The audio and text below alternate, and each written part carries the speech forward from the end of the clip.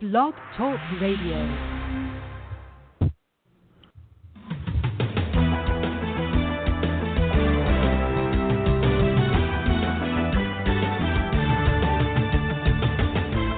Fulfill Radio, a voice you can trust.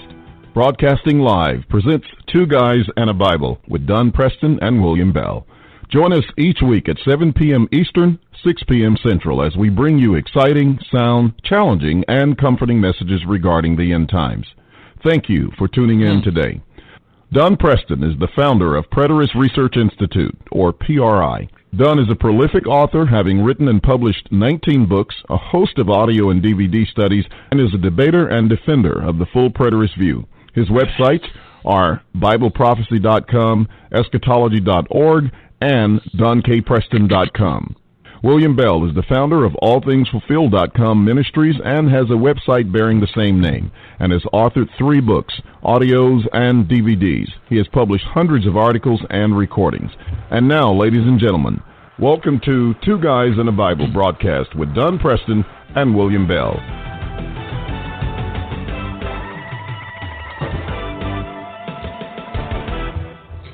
Good evening, ladies and gentlemen. Welcome to Two Guys in the Bible, right here on Fulfill Radio. I am William Bell, your co-host, along with Dr. Don Preston. And I believe he's here. So, Don, how are you doing? Well, I just barely made it, to be honest about it. I know had that. been on I'd been on Facebook having an absolutely remarkable, sad, and almost unbelievable exchange with Sam Frost, who is now claiming that natural disasters, including invasion by foreign armies, drought, famine, plague, etc., that came on Israel were not, I repeat, not a result of Israel's violation of the law of Moses. They were absolutely in no way different than the natural plagues that come on any nation by natural causes. It's just what happens in life. And I'm literally staggered, to be honest about it. I even hate to take the time to discuss this, but since Sam Frost is setting himself forth as the voice, the figure to refute covenant eschatology, because after all, he tells us repeatedly what an icon he was in the preterist movement, then sometimes you have to point out these sad realities. But I posted to him a couple of questions. I said, did God say to Israel that if they violated Torah, the law of Moses, he would bring on them drought, plague, pestilence, sickness, disease, and invasion? Did he say that those things would come on them as a direct result of violation of Torah? And naturally, Sam Frost refused to answer that. He said, are you telling me that when China, for instance, experienced those things, that was a result of violation of Torah? That's the kind of obfuscation, that's the kind of evasion, it's the kind of refusal to deal with issues that we are seeing exhibited by Sam Frost these days. It's just, it truly is an incredibly sad situation to witness the devolvement. That's the only thing that I can call it. It's a devolvement of Sam and his theology. To see him go, I mean, after all, forget covenant eschatology, just think of covenant theology, the postmillennial, the Reconstructionist movement that has been supportive of Sam Frost. I just can't help but feel that these days, men such as Gary DeMar, even Kenneth Gentry, Joel McDermott, and what have you, I can't help but feel that those men want to have as much distance between them and Sam Frost these days as possible. On one of his blogs over the last couple of weeks, Sam Frost even called these very men, quote, so-called partial preterists, unquote. Now, that's, I don't know how you call them so-called partial preterists. And yet that's Sam Frost's own terminology.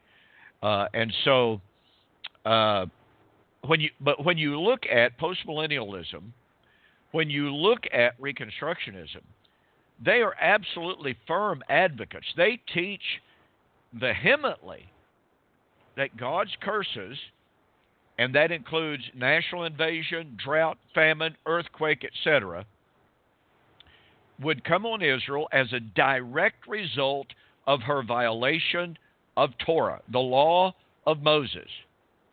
And yet, here's Sam Frost saying, hey, look, you got China, you got Russia, you got all these different countries. Do they ever experience famine, earthquake, pestilence?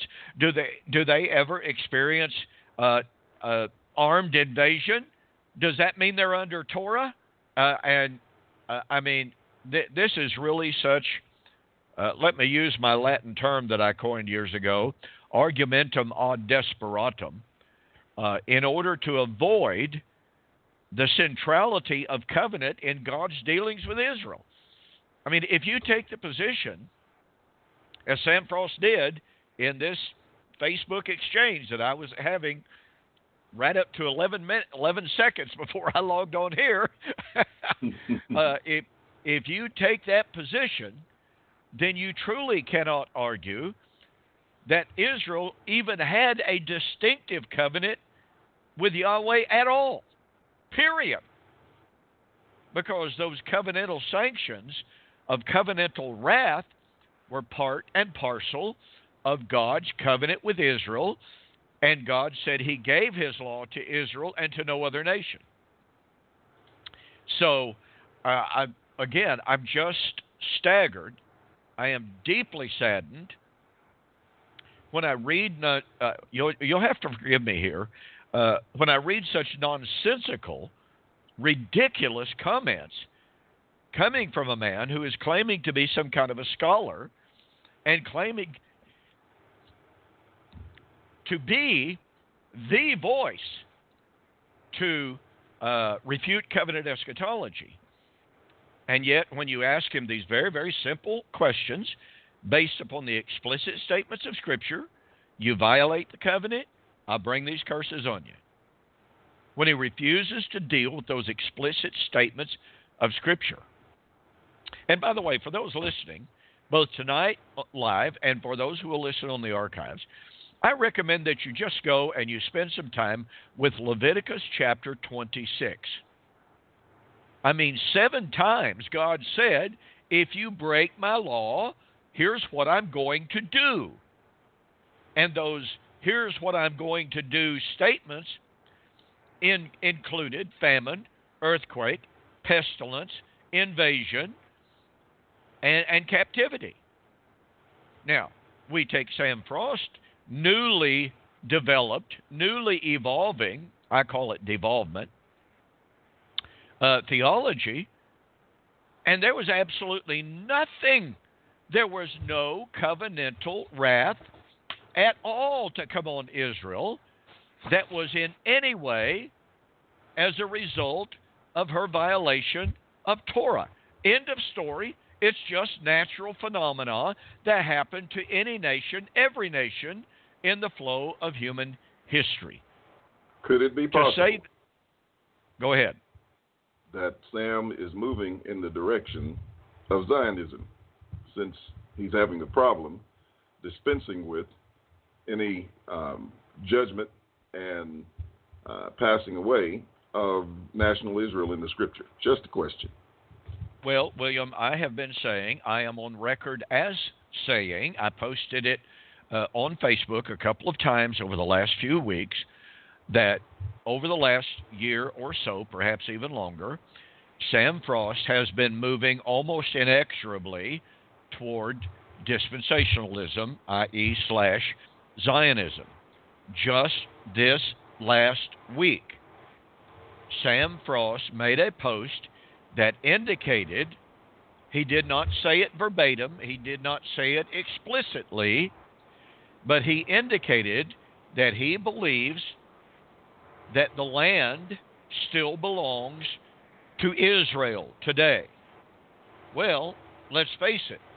If you take the position that Israel, which is not even biblical, Israel for crying out loud, but if you take the position that the land of Israel still belongs to Israel, then if you're not headed to dispensationalism and Zionism, I honestly don't know where you're headed. And I've been saying this. I have been asking Sam, let me just finish up here. I have been asking Sam for at least a year, are you becoming a dispensationalist? He has never said emphatically no. He has said, you're making false accusations, you're jumping to false conclusions, etc. He's totally evasive, totally obfuscatory, and he simply says things like, well, I was once a dispensationalist and I rejected that. That does not answer the question at all. And so I am convinced, I may be wrong, but I am convinced, based upon things that Sam Frost has been posting over the last year and specifically over the last couple of months, that Sam is headed full steam ahead back to the dispensational camp. Well, what I was going to say was, I remember when I first was approached by Sam regarding some of the things that I was stating about Zionism and how it was definitely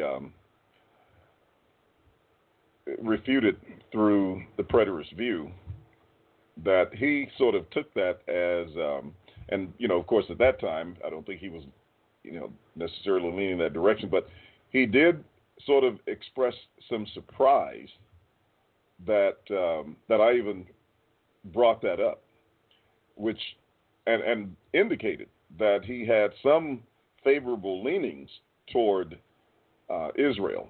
And, of course, I think one of the statements I got from him was, aren't they one of our allies? As if that was some scriptural justification for acknowledging them as Israel. Now, they did do an interview with me on one of his broadcasts at the time to share some of the information that I had, that I had studied on it. And, I've been a person who have been pretty much on the, the forefront of trying to get that subject in front of many many preterists for a while. Absolutely. Absolutely.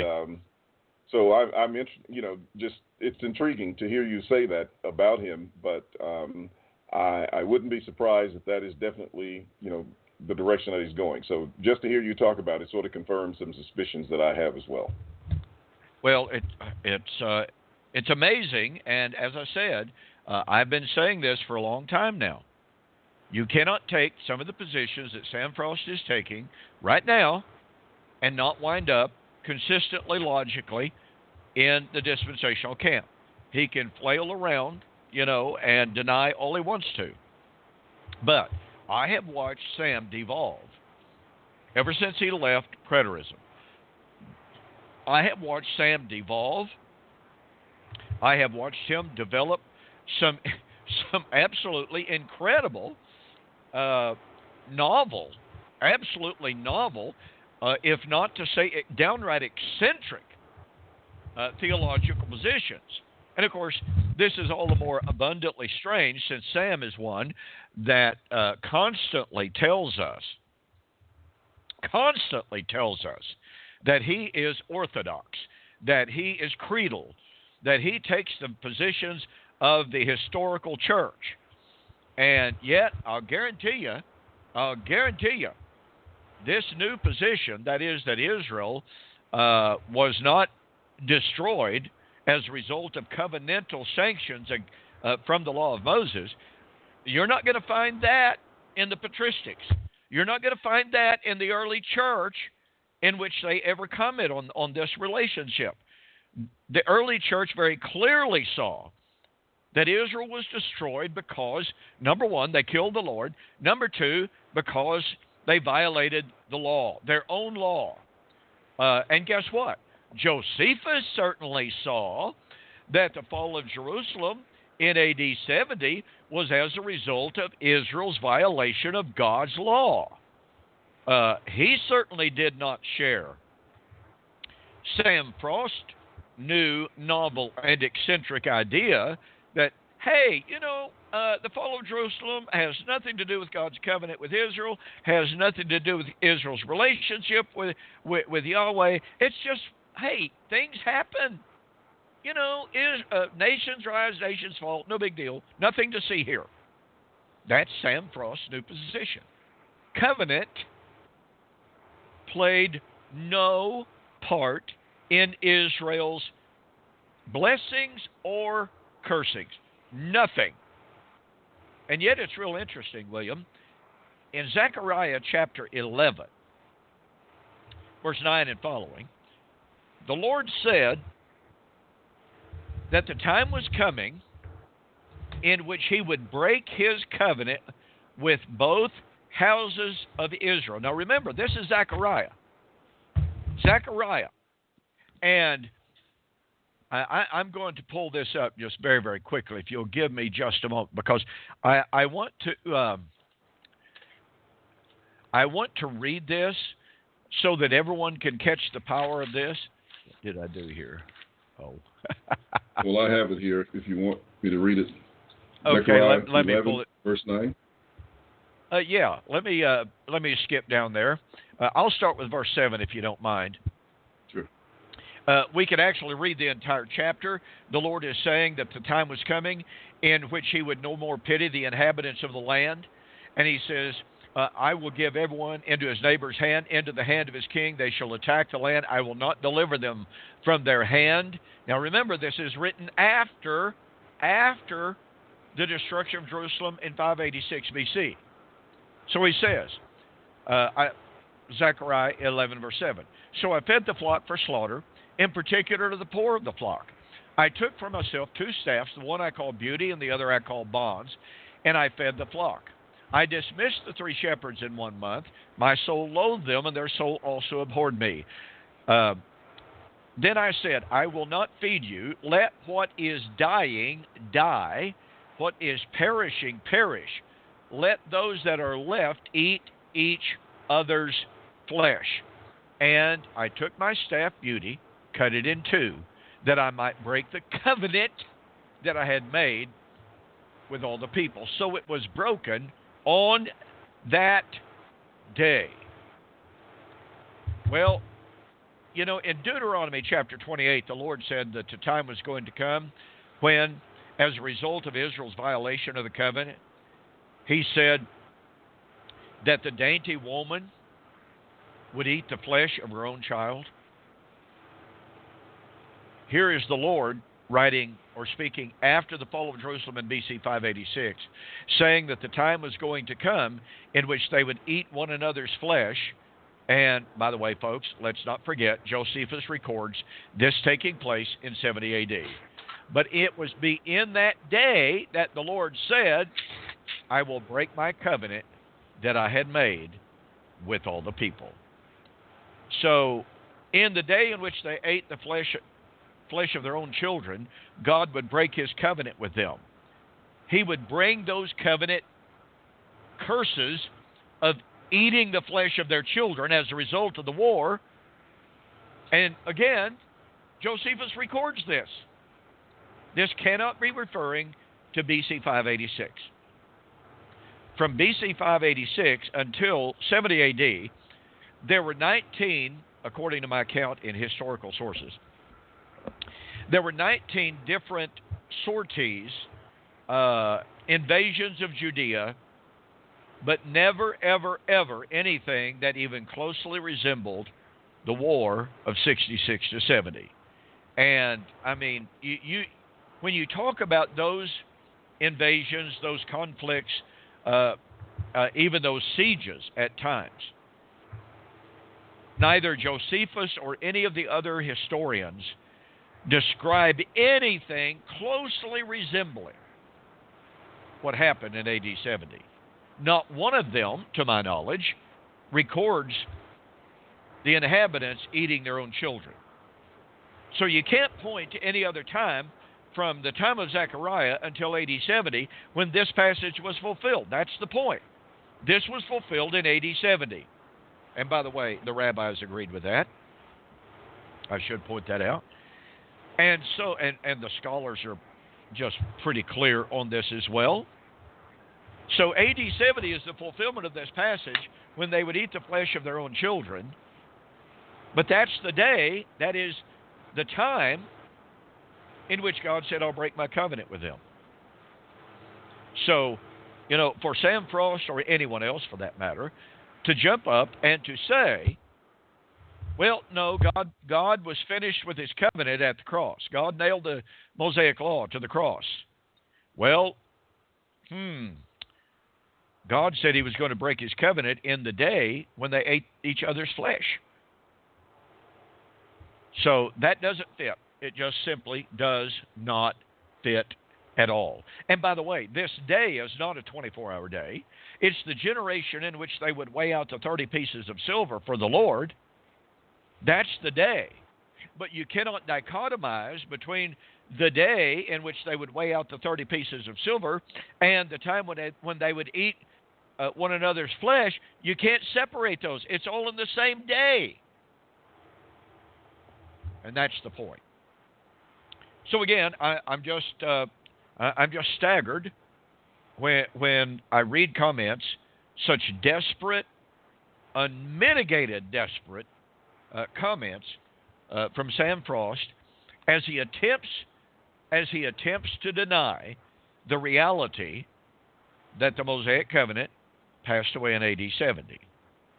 And of course, others join him in denying that reality. And by the way, folks, I posted the very first of what will be 4 or 5 articles probably, I don't know yet, but the first of what will be several articles on the passing of the law of Moses based upon Hebrews chapter 9, incorporating all of some of the material that I've covered here, not all of it. I have yet to finish the article that will deal with Zechariah chapter 11, but nonetheless, I'm bringing out all of this material that God's covenantal sanctions would endure until that covenantal wrath was completed. And it just doesn't work to say God's covenant with Israel was removed in AD 33 at the cross. It just doesn't work. So anyway, well, William, we actually discussed talking about something different for tonight, but this. I see. You got a little excited from those discussions you were having. Well, I did. I mean, I get so upset when I read comments that are so patently false, patently illogical, patently ridiculous, and that in truth they don't even make good nonsense. I mean, let me repeat this, folks. Go to Leviticus 26, go to Deuteronomy chapter 28, 29, and 30. Read those. See how many times God said, if you break my commandments, if you violate this covenant, here's what will happen to you. I will bring the following on you. And the following was those, quote, natural disasters. He said, the earth beneath your feet will be like iron, and the sun above you will be 7 times brighter than normal in a bad sense. It will burn your crops. Your children will die. Your cattle will die. Your enemies will hate you. The locust will consume your crops. You will plant crops, and they will not grow. Now, folks, I don't care what anyone wants to say in denial. God said these are the covenantal curses. You violate the covenant, here's what happens. And you can talk about what happens to other nations as well. You know, Paul said in Acts chapter 14, God makes the rain to fall on the just and the unjust. So there is an equality on some level of the natural processes of nature. That does not mean that Israel was not under a distinctive covenant. It does not mean that God threatened Israel with very distinctive covenantal curses. Now, here's an element, William, that Sam Frost absolutely refuses to deal with. Absolutely refuses to deal with. When Israel was in covenant relationship with God, and when Israel began to violate the covenant, what did God do? He sent his prophets to them to say, you have violated the covenant.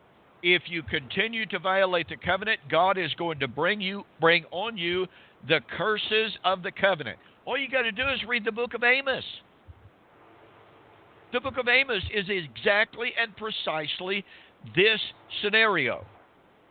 Now, the difference between Israel, covenant and covenant curses, and let's say China is, yes, China would experience drought, famine, earthquake, etc. But China didn't have the prophets of Yahweh coming to China and saying, you violated the Mosaic covenant. China never had the Mosaic covenant. China did not have inspired prophets coming to them and saying, you're in violation of God's law. Here's what's going to happen, let's say in 40 days, if you keep on. Now, did God threaten non-Israelite nations with destruction for sinning? Yes, he did. Book of Jonah is a classic example of that. The book of Nahum is a classic example of that. Why did God judge them? Well, it was because of the way they treated Israel. It wasn't because they were in a covenant relationship like Israel was. And so once, well, here I am getting back on my soapbox, about the whole thing. It's one of those areas that for someone who comes from a covenantal background to stand up on Facebook and say, what happened to Israel had nothing to do with covenant sanctions. Nothing whatsoever. Is just the height of arrogance, and it is willful ignorance. It is an arrogance that is just simply unfortunate, and needless to say, it is absolutely against the Word of God. Once again, folks, read Deuteronomy 28-30. Read Leviticus 26. And if I'm wrong, somebody send me an email and point out where I'm wrong on this based on those texts. Just show me, and I'll be glad to apologize for it. Well, okay. Before I start over again, William, we have been discussing over the last couple of months the signs of the end. And the signs of the end, we've demonstrated very clearly, unequivocally, that all of the signs of the end that are given both in the Old Testament and in the New, the signs of the day of the Lord, those signs appeared in the first century. And yet, we are constantly told. I received a post on one of my YouTube videos just the other day. And a guy says, I can prove to you not that Donald Trump is the man of sin, but he's the restrainer of the man of sin. And all of this within the context of the videos that I produced pointing out Donald Trump is not the Antichrist. Donald Trump is not mentioned in Scripture. Donald Trump has nothing to do with being the man of sin.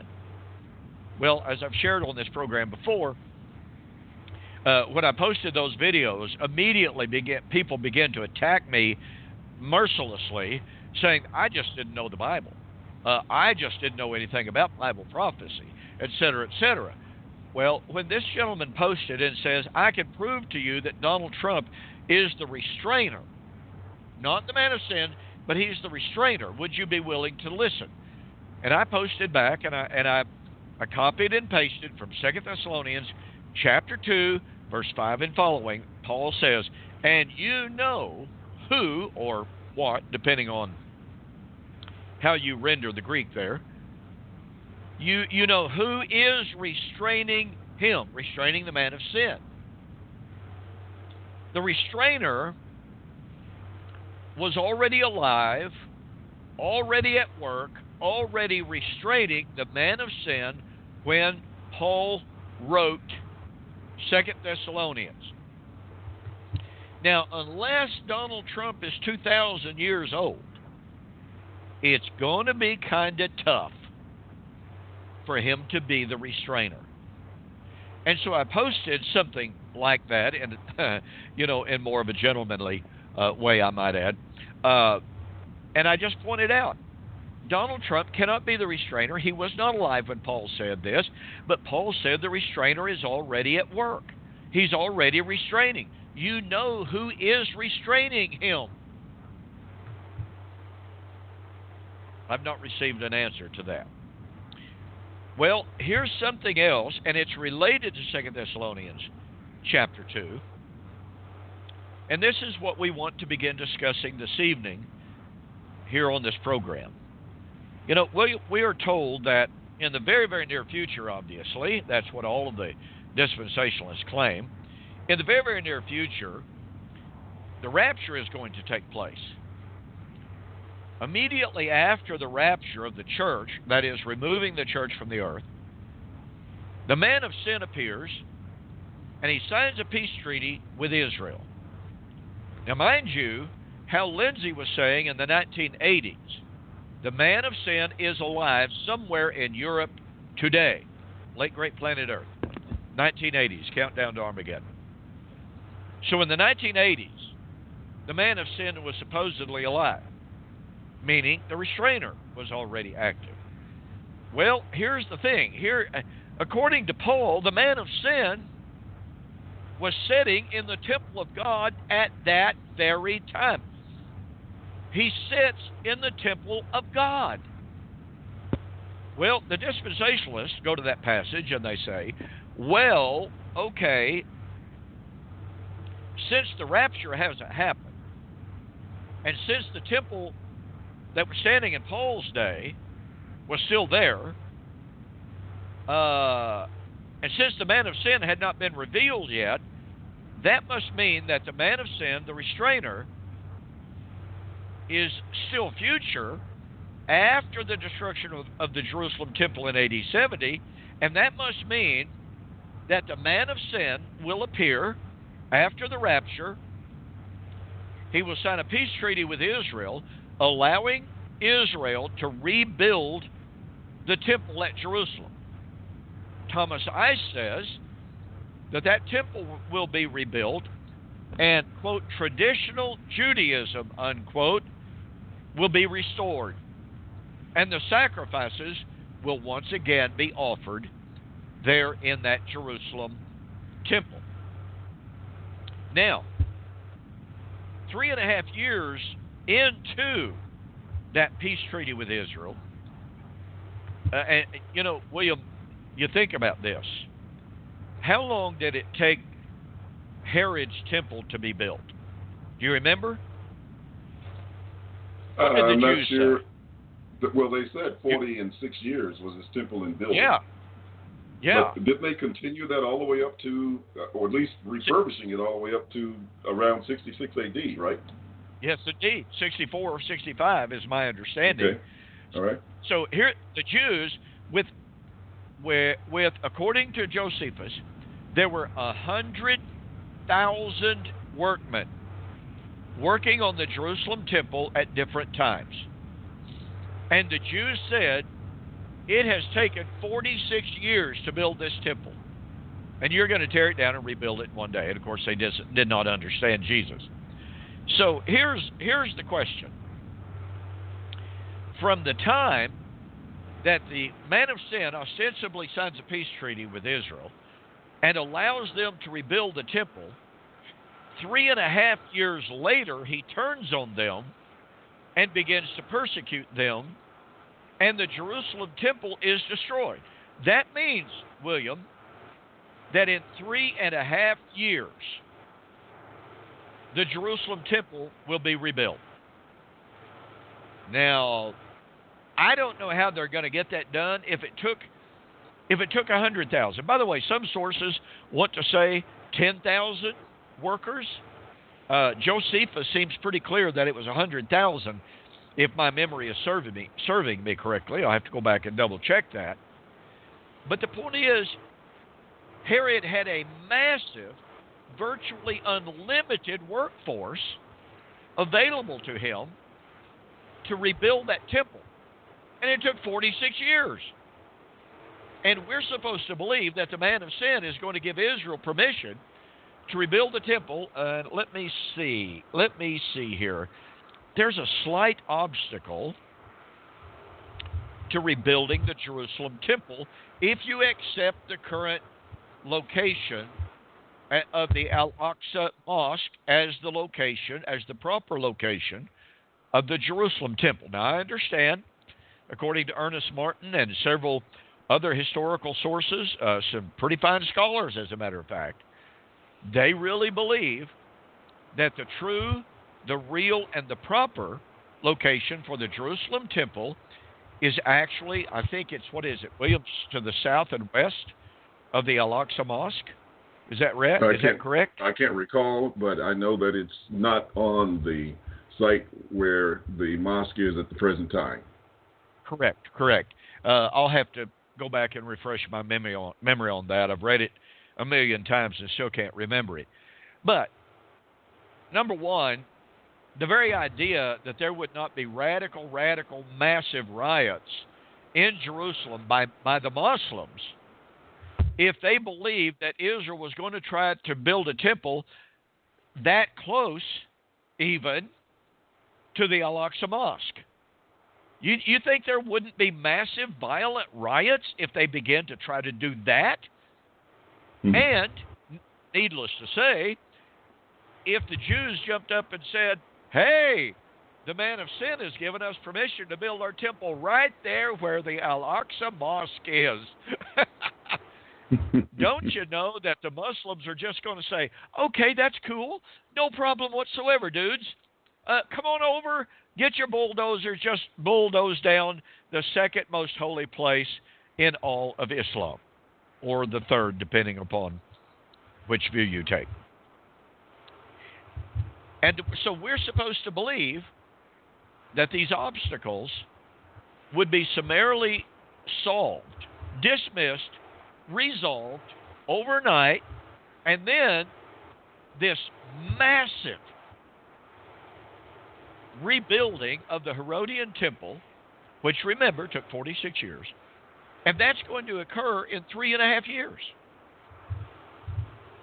That's the kind of theological gymnastics that the dispensationalists have to go through in order to get a rebuilt Herodian temple.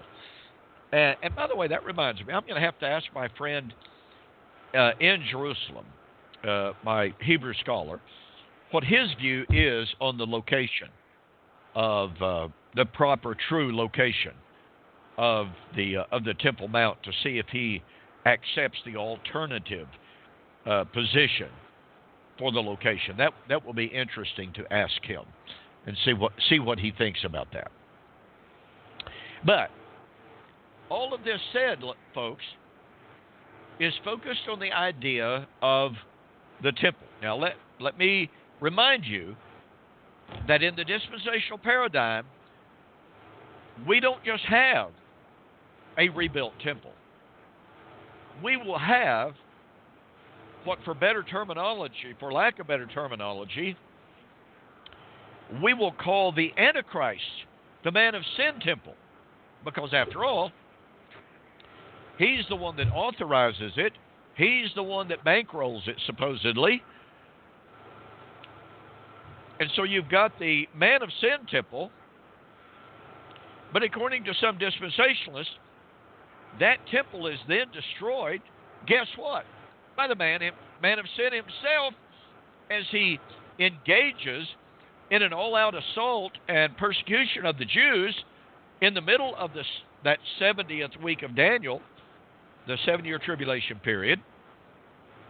So you have the destruction of the man of sin temple in the middle of the 70th week, followed by the 3.5-year Great Tribulation.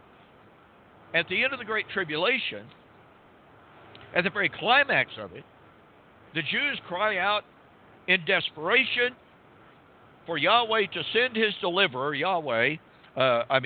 Messiah, and Jesus comes out of heaven and delivers them, killing the Antichrist and delivering the Jews. The millennium ensues. And then, and only then, do we have the Messianic Temple built. Now, according to some dispensationalists, this may not be the dominant view, but it's certainly the view of some. Some dispensationalists believe that Jesus will miraculously, instantaneously, with the snap of his fingers, as it were, build the Messianic Temple. Others believe that it will be an undertaking by the Jews themselves, actual physical construction. Now, keep in mind, makes you wonder about this, doesn't it, William? We have been being told, I remember the late 60s being told there were railroad trains in Wisconsin loaded down with building materials for the rebuilding of the temple in Jerusalem. We've been reading literally for decades now that the Jews have been gathering materials. They have been training priests. They've been looking for the red heifer to create some ashes, but that hadn't worked out real well for them. And in other words, they are making all of these preparations to build a temple. William, what kind of irony is it that if the dispensational view is correct, the Jews are gathering material to build the man of sin temple? Isn't there something oddly strange and ironic about that? Well, obviously, there's something strange about it. They're talking about they're going to build the temple when there was a temple already existing, where Paul said the man of sin was already in it. It's a message that we covered in previous broadcasts. And so to claim that they're going to, do it today is just really going to demonstrate how out of sync their eschatology is for the time of the end. I mean, it just isn't going to work. Well, I agree. And yet, that's the view that is held by the great majority of what is known as evangelical Christianity today. Now, in all fairness, amillennialists, as a general rule, reject that. Postmillennialists reject that. Although I've been saying this, to go back to Sam Frost, and when I debated Joel McDermott, I raised this point.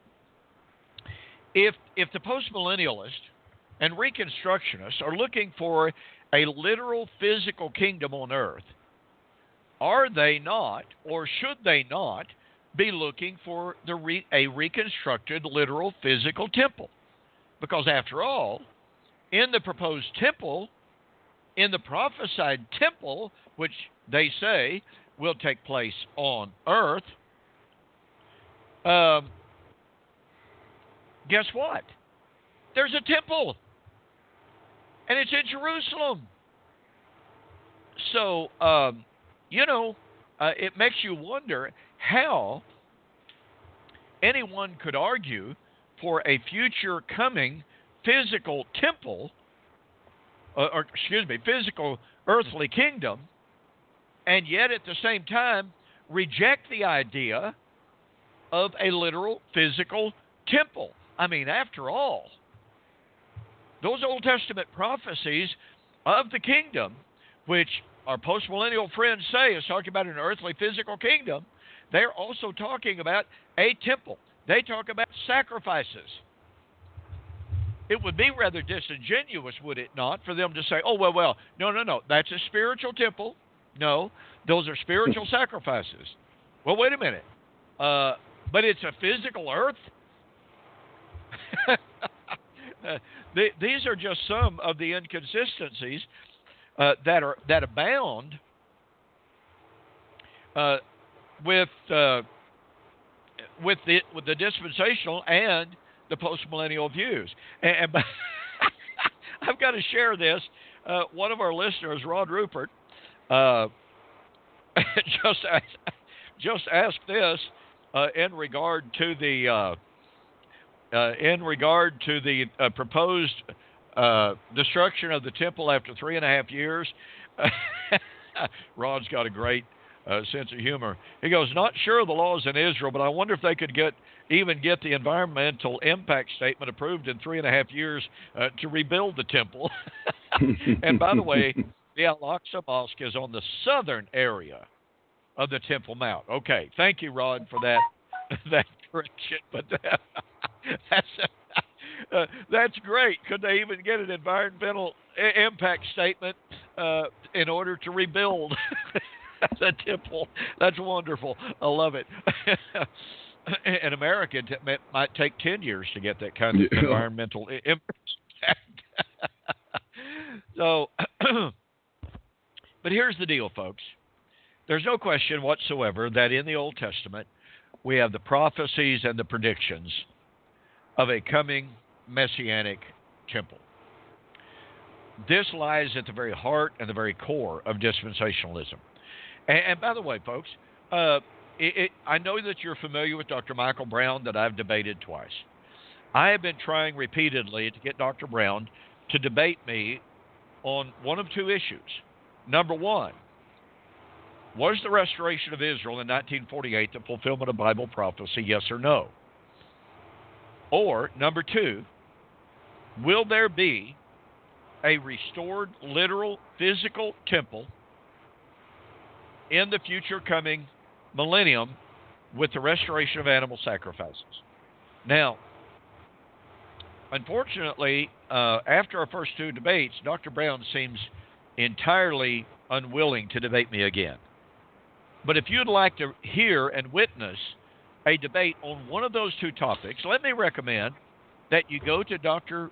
Brown's YouTube video pages and that you post there and request that he please debate me on 1948 or the Messianic Temple, literal and physical, or is it the spiritual body of Christ, the Church of the Living God? I believe that only if Dr. Brown is pressured by his audience to engage in such a discussion is he going to be willing to engage me again. I have requested, I have sent him emails, I have posted on his YouTube videos, others have posted there, and so far he has all but ignored my request.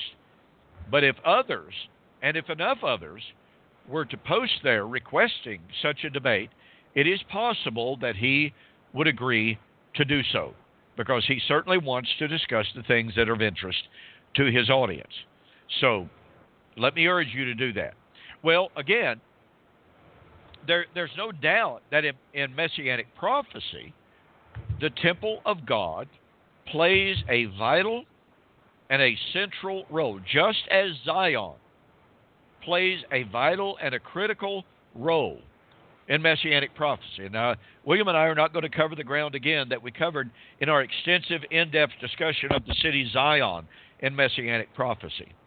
But what William and I want to do this evening is we want to begin a discussion of the Messianic Temple. What does the Old Testament mean when it predicted that in the coming Messianic kingdom, the everlasting kingdom of the Messiah, what is the temple that is in view? Now, I would suggest, William, that next week we might go over once again some of the rules for understanding Bible prophecy that we've covered on this program. We'll have to do it briefly. We're not going to take another 10 weeks discussing the hermeneutical principles for understanding Bible prophecy. But I do believe that it's very, very important for us to understand certain foundational rules of hermeneutic that are given to us by the New Testament writers themselves. I mean, these rules of hermeneutic are explicit. And so when we pay attention to those hermeneutical rules, those rules of interpretation, it should help us. Those rules should guide us in understanding the nature and the identity of the Messianic Temple that was foretold in passages throughout the entirety of the Old Testament. And as a corollary study to this, we can study the priesthood, the issue of the priesthood, because there's no question at all, and I've said this on many occasions on this program, if we pay careful attention to the Old Testament prophecies, the Old Testament prophecies are very clear indeed, in letting us know that when the kingdom would be established, it would be radically, and I do mean radically, different from the Old Covenant kingdom. It would not even resemble the Old Covenant kingdom, and, to carry that forward, it would not even resemble the Old Covenant temple. It would not even resemble the Old Covenant priesthood or the Old Covenant sacrifices. Now, that's kind of something that you could just kind of sit over here on the shelf, keep it in plain sight, okay? Because we'll come back to that issue. We will come back to the key claim that I'm making, that when we properly understand the Old Covenant prophecies of the kingdom, we will very quickly see that the Messianic kingdom was not to be, in stark contrast to what our dispensational friends say. They say that the kingdom that is coming, according to Thomas Ice, the new covenant, on Dwight Pentecost says the same thing, by the way, in his massive tome, Things to Come.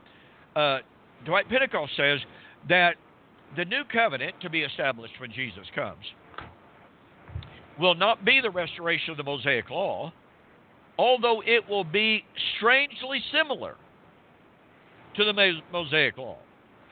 Well, to say it's strangely similar is a huge understatement, because in the dispensational paradigm, everything about this so-called new covenant is precisely the same as it was under the old. The location of the temple is the same. The temple is the same, only it's bigger. Okay? The priesthood is the same. The sacrifices are the same. And so when the dispensationalists tell us, oh, well, it's not the restoration of the Mosaic law, but it is strangely similar, that's just semantics. That's sophistry. Because when you understand the doctrine of dispensationalism, then you know without a doubt that it is the same. William, are you there? I am here. Okay. Well, all of a sudden things went totally silent, and I didn't know what had happened. No, I'm here. So, I turned it silent so you wouldn't get any background noise. Oh, okay. Well, there are many, many ways for us to begin our study, William, of the Messianic Temple. I know that you've got some passages that you will want to cover. I have some passages that I will want to cover. But I want to encourage everyone to be talking to your friends, share the news, especially with your dispensational friends. And by the way, share the news with your post-millennial friends. Share the news with those who have any concept of a yet future physical kingdom, that we're going to be discussing the Messianic Temple. You know, William, I'm getting lots and lots of static. I don't know what that is. All right, I'm going to hit my mute button and see if you're still getting it. Okay. I don't get anything now. Yeah, it's totally silent. It's like I'm talking to a wall here. But I want to request that everyone who's listening, or that everyone that will listen to the archives, please share this message that we are going to be discussing the Messianic kingdom and the Messianic temple, Messianic priesthood, Messianic sacrifices. This is such an incredibly important topic. And by the way, folks, let me encourage you again. Contact Dr. Brown. Encourage him to debate me again. Let's have an honorable, respectful, high-end discussion on whether or not there's going to be a yet future, literal, physical, rebuilt temple in Jerusalem. I vehemently deny that any Bible prophecy has any reference to, any prediction of, a yet future physical temple to be rebuilt in Jerusalem. I will gladly deny that in formal debate with Dr. Brown, or for that matter, any other well-known, respected, and reputable dispensational representative. This is important, folks. This is very, very important. Because let me make this very, very brief observation as we are running out of time here. If the Jerusalem temple is to be restored with a Levitical priesthood, and some say a Zadokite priesthood, which is still within the confines of that family, and if literal physical sacrifices are to be rebuilt, or to be reoffered and reestablished, then it also demands that literal physical circumcision will be restored. And I want to suggest to you, and this is what we will discuss this in depth, in greater detail, as we proceed in our discussion of the Messianic Temple. If those things are reestablished, then the gospel of Jesus Christ must be negated, must be set aside. Nowhere does the Bible say, for instance, the Old Covenant sacrifices would be reestablished as a memorial of the sacrifice of Christ. That is an invented theological doctrine, invented and contrived out of thin air. Nowhere does the Bible speak of a restored Levitical priesthood. It speaks only of the abolishment of the Levitical priesthood and of the priesthood of all believers who are now able, as Hebrews 13 and verse 15 says, by him therefore let us offer the sacrifice of praise unto God, that is, the fruit of our lips. Our sacrifices are spiritual sacrifices, according to Peter in 1 Peter chapter 2 and verse 5, which are being offered up in a spiritual temple. So if the animal sacrifices in a physical temple offered up by a physical priesthood, if those are restored, then guess what, folks? The one-time for all-time sacrifice of Jesus Christ will be set aside. The entire work of Jesus Christ, which is the body, which is the reality to which the entirety of the Old Covenant cultus pointed, Hebrews chapter 9, 6 to 10. They pointed to Jesus.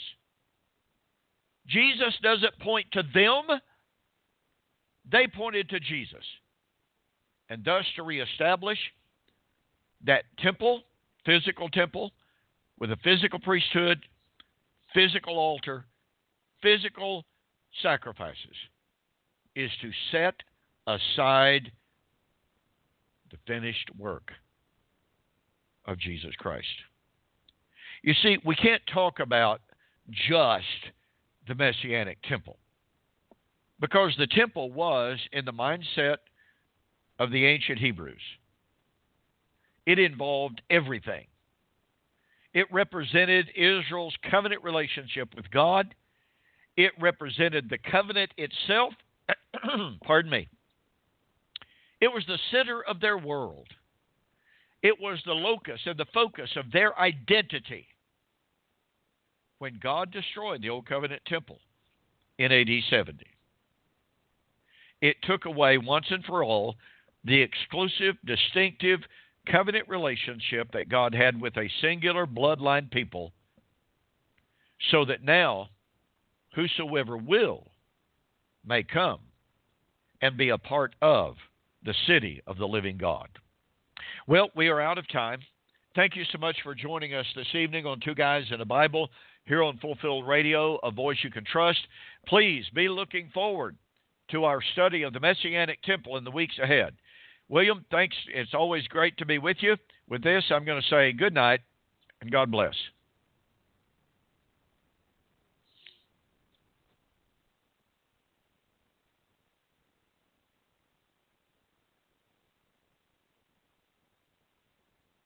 Thank you for joining the Two Guys and a Bible radio broadcast. On behalf of Dunn Preston and myself, we'd like to say have a very pleasant day and may God bless. Until next time, we'll see you on Fulfill Radio, a voice you can trust.